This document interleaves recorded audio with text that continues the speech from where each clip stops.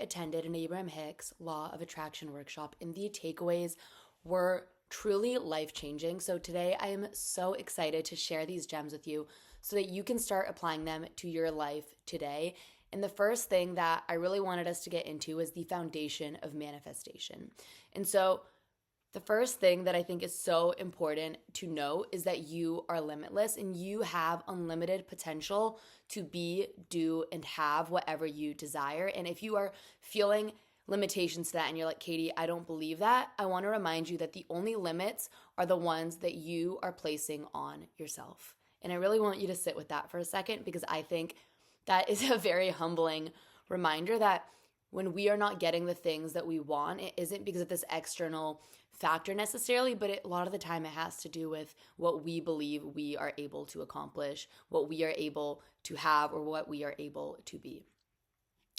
The second part of this is knowing what you want. And Abraham said, step one in the manifestation process is asking. So clearly define what you want. And even when things don't work out for you, when you have experiences that don't necessarily align with what you want, even those are good because they help you define what you don't want. So let's say you're dating and you're not going on dates that are necessarily your favorite. You're like, okay, great. This is helping me know what I don't want so that I know what I do want. But Abraham also says to avoid focusing on what you don't want too much or what you lack, as this only brings more of the same. So the more that you focus on what you don't have, the more that you focus on what you need, the more that you focus on lack in general, that is what is going to show up into your life. So you need to shift your thoughts from I need this to envisioning how it will feel when you already have it, because when you are living in neediness, you really repel it. And I think that is why so many people are always like, it happens when I was least expecting it. And it isn't necessarily because these people aren't expecting it, but it is because their focus and their attention isn't on what is lacking in their life, but instead on themselves. They are focusing on other things. They are not focusing on the lack in their life, and they're probably focusing on what's going right in their life and enjoying life. And I think we've all experienced that in some form when we're just enjoying life, when things are flowing, and then that is when all these other things come into our life. And it is because all of our focus is not on lack. And the third part of this is that vibration is everything. So everything that you want is already in the vortex. And this is a big word that Abraham uses a lot. And this means that it exists energetically. So to manifest it, you just need to be in the receiving mode and be a vibrational match for it. Like every single thing that you want, every single desire that you have, it already exists, but it is up to you to tune into that frequency, and you create this reality by how you feel. So if you want to attract love, prosperity, or joy, you really need to feel those emotions first. And I think that is something that so many of us have backwards. We think that, okay, once I experience it, once I see it, then I will feel it. But in reality, you need to feel the emotions first and then you receive it. And what this does for us too is these emotions prove to us that this exists. Part two that I wanted to get into is aligning with your desires. And again, this is feeling it to attract it, because your feelings are the first manifestation, and what you are emanating is what you will attract. So really ask yourself, how will I feel when I have what I want? And then start embodying that feeling now. How will it feel when I achieve that accomplishment? How will it feel when I meet that person? How will it feel when I get that raise, or when I get that career job, or anything? Like, feel it and embody it now. Because your feelings are literally manifestations, and everything that you're feeling, everything that you're thinking, those all end up becoming your reality. And it is so important for you to realize that, because when you are also thinking contradicting thoughts, that also could become your reality. And I know though, sometimes when you're feeling, we all end up feeling low at one point. We all end up feeling like, ugh, things aren't working out for me. That is human nature. And so something Abraham said is when you are feeling low, allow yourself to feel it and just go with it for a second, and then pivot to something that feels better. Because again, let's be honest, we all deal with funks, we all deal with lows, and it wouldn't be truth if we say that that wasn't reality. And you're allowed to go with it, but it is about how long you allow yourself to stay there. And so the way to pivot from that, because I think a lot of the times it's like, okay, how do I pivot? What do I do next? And something that Abraham said was, and she emphasized this a lot, is find already existing matches to how you want to feel. And so what that means is ask yourself, what is the easiest way to get to that feeling? And I know a lot of the times we're like, okay, there was this point in my life when everything was flowing, when everything was going how I wanted it to go. And so it's really important for you to ask yourself, okay, how did that feel? And then what can I do to get there? What are things that make me feel good to do?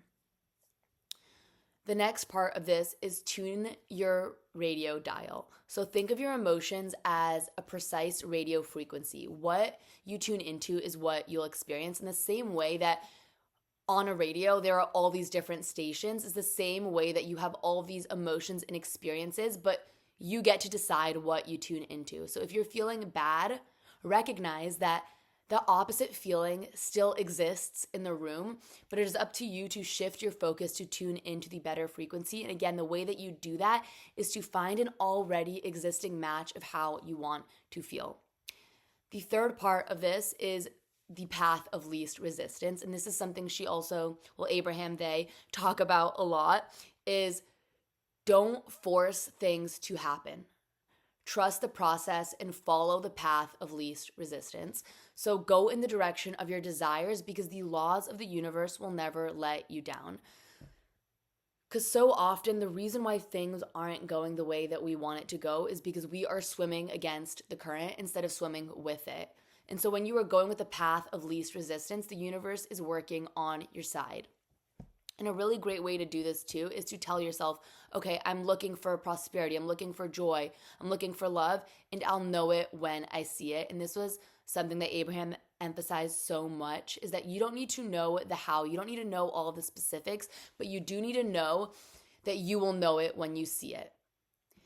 And lastly, it is about practicing gratitude and satisfaction every step of the way. And it's not just about the destination. It's about enjoying the journey because, again, your life is supposed to be fun. It is supposed to be enjoyable. And when you find satisfaction, when you find joy, when you find excitement every step of the way, life ends up being a lot more on your side because that is what you are emanating and that is what you end up receiving.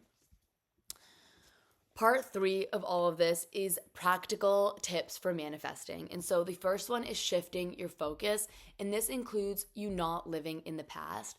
And something that they said that I loved was that your past is boring. She's like, already been there, done that. Like, why would you want to live your past over and over again?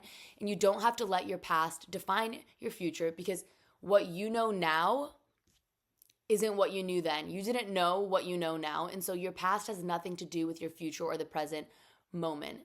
And so someone asked, how do I feel that if my reality doesn't reflect that? And Abraham says, ignore reality if it doesn't align with your desires. And again, instead, look for easy existing matches that evoke the feelings that you want to feel.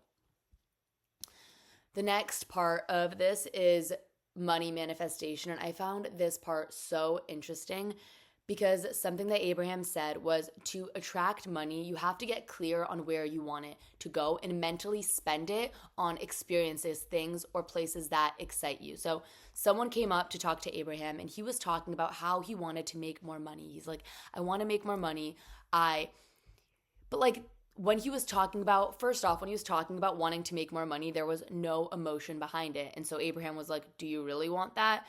And so again, emotions are so important. But the other issue that he had was that he was like talking about his life right now, and he had an RV he was living in that he loved, and it was already paid off for. He didn't have any expenses for the next year.